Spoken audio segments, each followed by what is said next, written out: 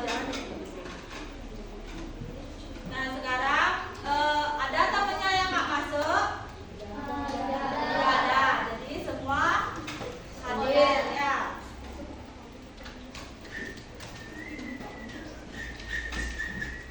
Sekarang kita akan belajar tentang pembelajaran koding atau kecerdasan artifisial ya. Pasti kalian asing dengan materi tersebut kan? Nah, karena materi tersebut merupakan materi baru ya. Nah, jadi apa pembelajaran kita pertama untuk pembelajaran koding ini kita akan mengenal dulu pengelolaan data dalam berpikir komputasional ya. Nah, adapun tujuan pembelajarannya itu adalah peserta didik mampu mengidentifikasi, mengelompokkan dan menganalisis yang muncul dalam aktivitas kehidupan sehari-hari. Jadi, berpikir komputasional ini sebenarnya tidak jauh sama kehidupan kita sehari-harinya, setiap harinya ya. Kita sebenarnya sudah sering melakukan hal tersebut, tapi kita tidak menyadari hal itu. Ya, bisa dipahami? Bisa. Nah, kemudian kesepakatan kelasnya kan sudah seperti yang minggu lalu. Ya, Ibu lewati. Nah, jadi pengertian dari berpikir komputasional itu adalah berpikir komputasi dengan cara berpikir, memecahkan suatu masalah dengan pendekatan logis dan sistematis. Contohnya, nih, contoh sederhananya, kalian mengatur jadwal. Kalian kan pasti sudah pernah mengatur jadwal kan? Nah, jadi mengatur jadwal itu adalah salah satu contoh dari kalian berpikir komputasional. Ya. Kemudian menentukan rute perjalanan dari rumah ke sekolah. Kan pasti rutenya itu aja, polanya seperti itu, ya kan? Kemudian belanja di kantin setiap hari kan? Iya. Nah, manfaatnya ini membantu mengambil kehidupan sehari-hari. Nah, jadi dalam berpikir komputasional itu ada 4: pengolahan data, dekomposisi, abstraksi, sama algoritma. Ya, jadi ada 4 pola dalam berpikir komputasional. Kita belajar yang pertama dulu pengertian dari data. Jadi data itu adalah cara menemukan dan mengolah data secara sistematis. Contohnya wawancara, observasi. Itu kan kalian mencari data. Nah, itulah salah satu contohnya. Kemudian kegiatan yang dilakukan dengan menggunakan memasukkan berupa data yang bermanfaat. Nah, kalau sekarang kalian pernah nggak mencatat pengeluaran jajan kalian? Nah, itu termasuk data nggak? Karena kalian mencari sebuah data, ya. Kalian mencari berapa sih pengeluaranku tiap hari, gitu kan? Itu kan data. Nah, itu adalah salah satu contoh dari pengelolaan data. Selanjutnya, dekomposisi. Dekomposisi itu merupakan proses pemecahan masalah yang besar menjadi sub yang lebih kecil biar mudah dikelola. Misalnya, kalian mau ada PR nih, kan banyak PR-nya. Kalian harus memecahkan sub-sub mana dulu ya, harus kalian kerjakan. Kan nggak mungkin ada PR matematika sama IPA langsung kalian jadi satu, kan nggak mungkin. Jadi kalian harus memecahkan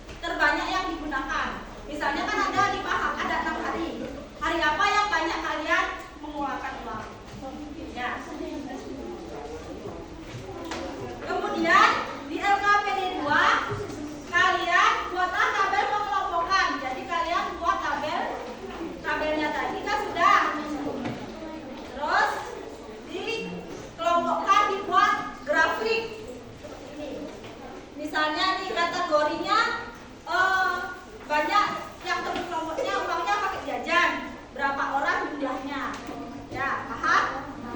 Nah seperti itu baru dibuatkan. Kalian boleh buat grafik, boleh buat diagram, boleh buat semuanya, ya. Diagram mana juga boleh. Kemudian di kegiatan 4 kalian jawab itu, ada soalnya. Di kegiatan 5 nanti di kegiatan 4 nanti presentasi. Ya, jadi hari ini harus ada satu kelompok yang presentasi. Ya, silakan dibuat. Makanya bawa pensil warna untuk menggambar diagramnya itu. Itu yang aktivitas 2.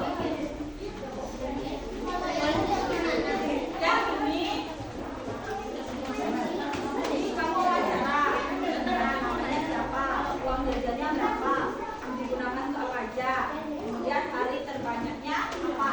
Siapa? Boleh.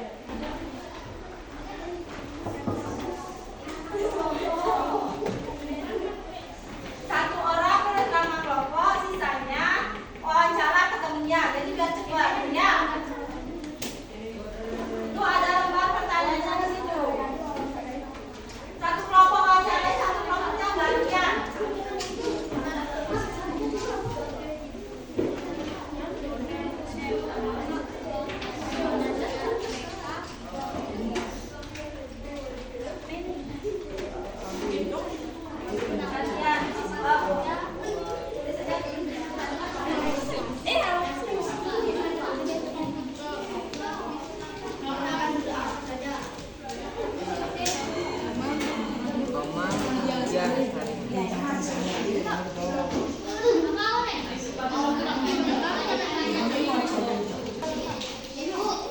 Kadang sendal dibuka. Hari itu banyak digunakan.